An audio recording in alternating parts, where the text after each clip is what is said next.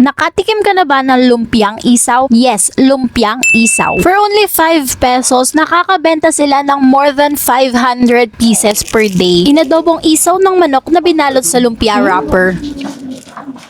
Harap. Hindi malansa. Nahalahang adobo. Walang anggo yung pinaka-isaw. Kakaiba, di ba? Pero wag ka, surprisingly ang sarap. Walang lansa yung timpla ng adobong isaw, malasa, garlicky, plus may grated cheese pa na nagbigay ng additional plot twist. Usually lutong ulam talaga yung tinitinda nila, but since natikman nila yung lumpiang isaw sa Pangasinan, ginaya nila but this time with a twist. Kasi inadobo nila with grated cheese pa. Dagdagan mo pa ng masarap na suka. In fairness, ang sarap papakin, iulam at perfect din pampulutan sa halagang 5 pesos lang.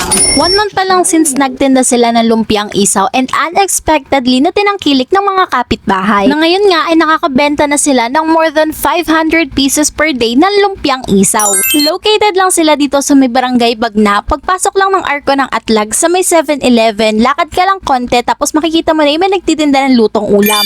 If gusto nyo din ng kakaibang food trip, try nyo na din tong lumpiang isaw.